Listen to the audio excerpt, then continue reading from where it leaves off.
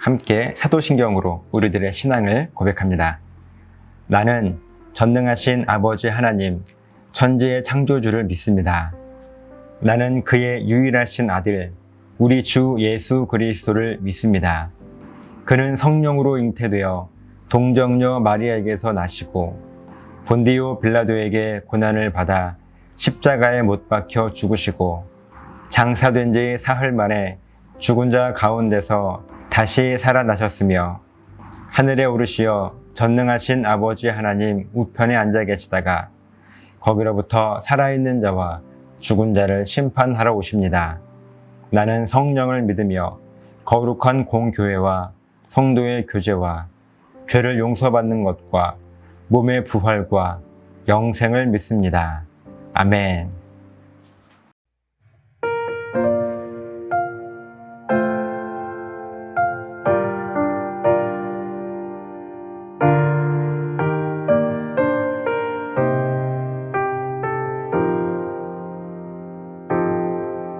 고달픈 삶의 은혜도 무뎌지고 곧 사라질 것에 내 맘 두네. 헛되고 헛된 것들을 바라보며 그 은혜를 놓치며 살았네. 주어진 삶을 묵묵히 살아가며 날 붙드신 주 예수를 보내. 사망 가운데 놓여진 나의 삶을 날 건지신 그 이름 예수. 나의 한숨을 바꾸셨네. 주를 향한 노래로, 소망의 노래로 나의 눈물을 거두신 주 예수 이름 안에 살게 하소서.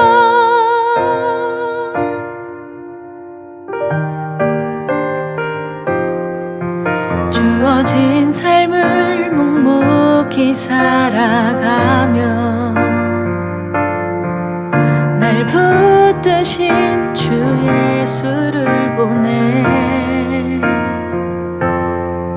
사망 가운데 놓여진 나의 삶을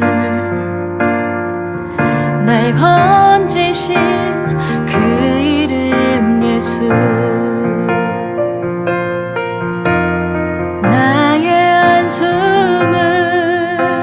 바꾸셨네. 주를 향한 노래로,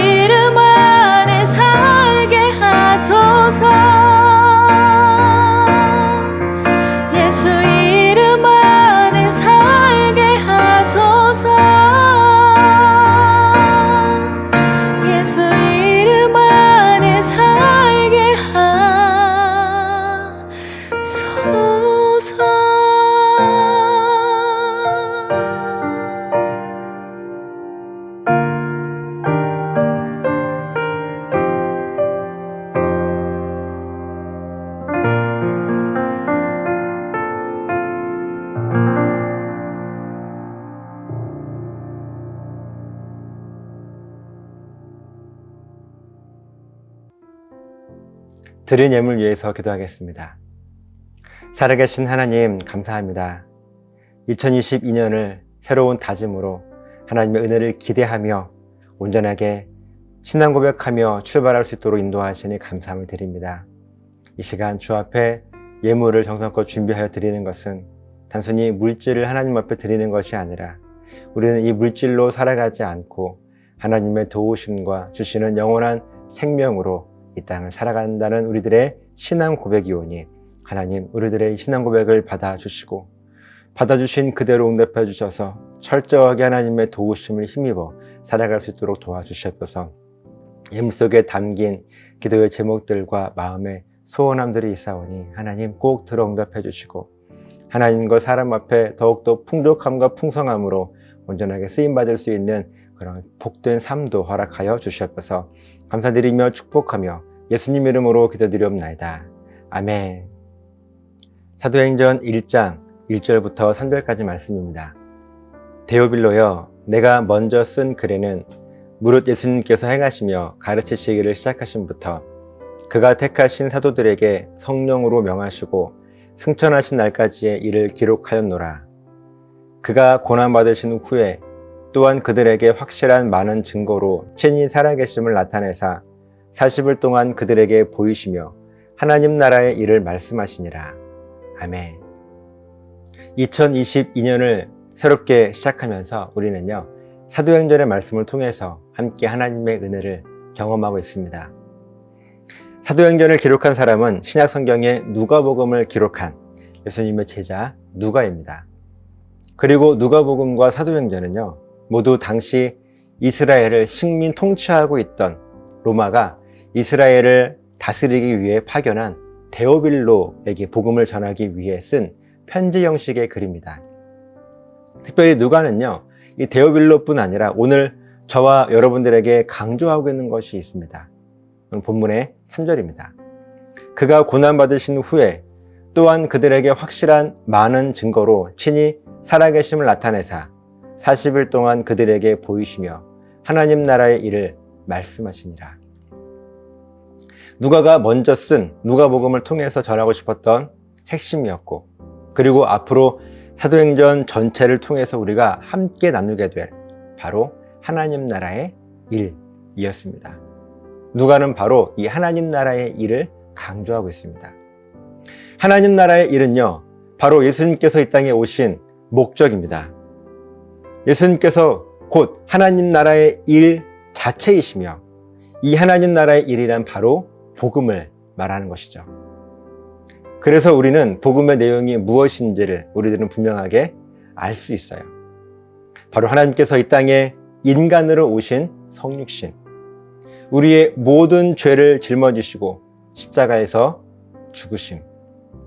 이렇게 십자가에서 먼저 죽으신 것은 우리를 다시 살리시기 위해 죽으셨고, 예수님은 다시 살아나셨습니다. 부활이죠. 그리고 다시 하늘에 오르셨습니다. 승천하신 거예요.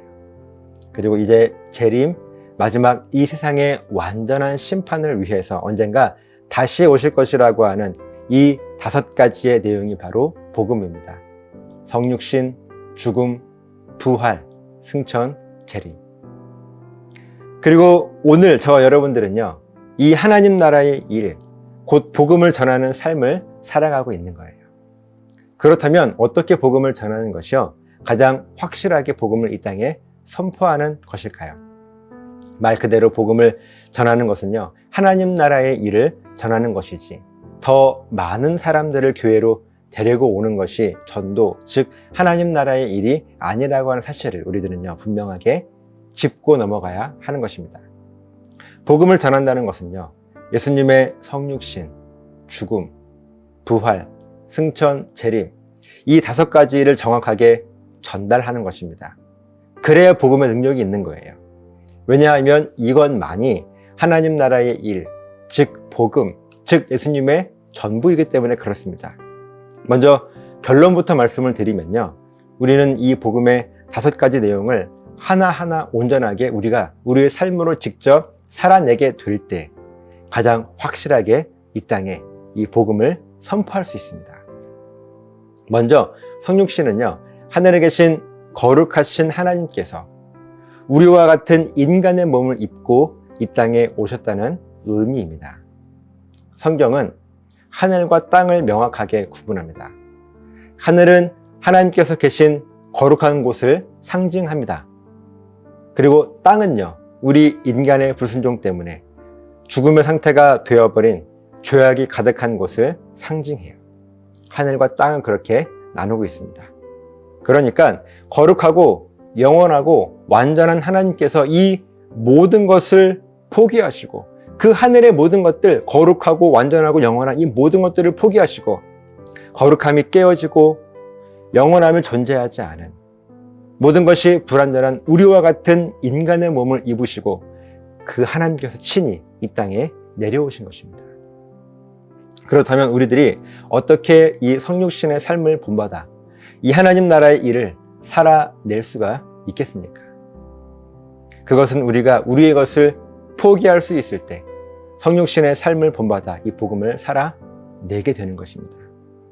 오늘 내가 가진 의무, 오늘 여러분들이 가지신 권위, 명예, 권력, 물질, 지위, 특권, 오늘 우리들의 생명까지도 우리 예수님께서 다시 오실 재림을 기다리며 믿지 않는 사람들에게는 복음을 전하기 위해서 또 믿는 사람들이 더 잘 하나님 나라의 일을 감당할 수 있도록 돕는 이 사명을 위해서 내가 가진 것을 그 모든 것들을요, 그것이 나의 생명이라 할지라도 아낌없이 하나님 앞에 내려놓고 포기할 수 있는 삶, 비록 하늘에 있는 그 모든 능력들과 권세들, 그 특권들을 내가 가지고 있음에도 불구하고 내가 하나님 나라의 일을 위해서 모든 것들을 다 내려놓고 이 땅에 내려올 수 있는 성육신과 같은 삶을 우리들이 살아나게 될 때, 그렇게 내려놓고 포기할 수 있는 삶, 이 삶을 살아가게 될 때요, 우리는 성육신의 복음을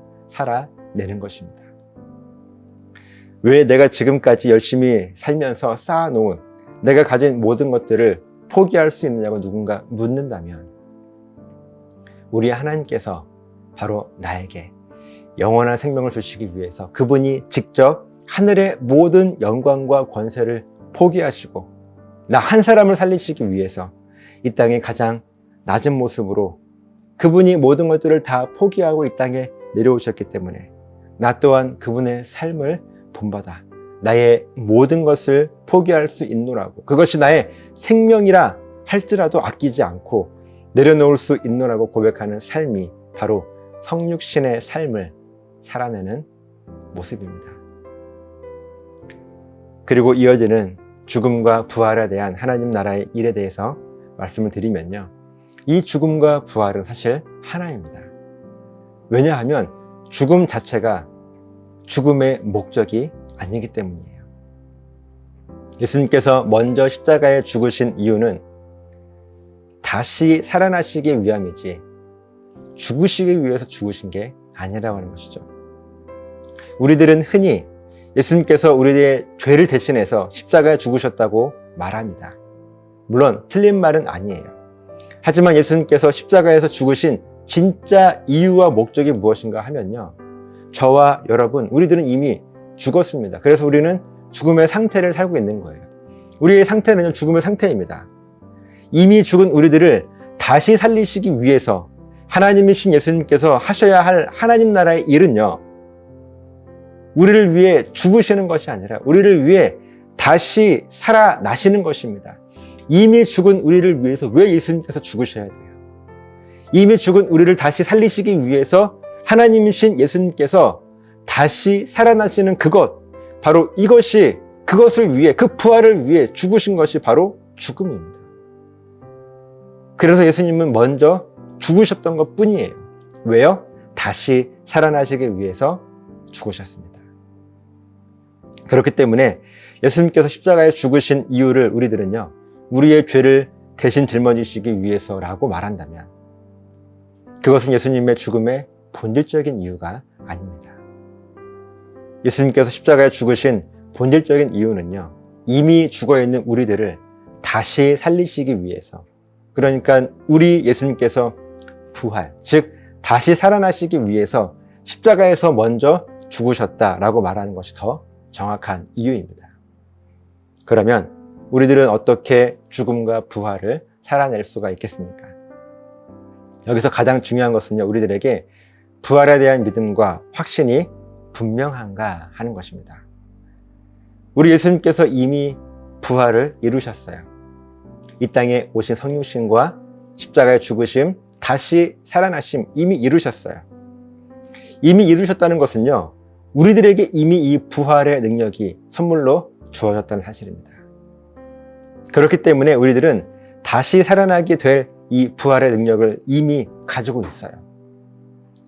다시 살아난다는 의미는요, 죽음이 생명으로 완전히 바뀐다는 의미입니다. 우리의 삶 속에 죽음이라 부를 수 있는 여러 가지 것들이 있습니다. 병에 걸리는 것도 죽음이죠.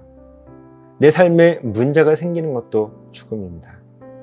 사람들과의 관계가 깨지거나 어떤 일에 실패하거나 나를 끊임없이 괴롭히는 내 인생의 내 안의 상처들, 그리고 부정적인 생각들, 이런 것들은 분명 죽음이라 말할 수 있습니다. 하지만 우리들에게는요, 부활의 소망이 있죠. 이렇게 부활의 소망이 있다는 것은 내 삶의 이 모든 죽음의 영역들이 분명하게 다시 생명으로 바뀔 수 있다는 부활의 소망에 대한 확신이 있다는 것입니다. 그렇기 때문에 우리들의 삶 속에 찾아온 죽음의 영역들이 보이게 될 때 우리들은 이 죽음 앞에 넘어지거나 좌절할 필요가 없어요.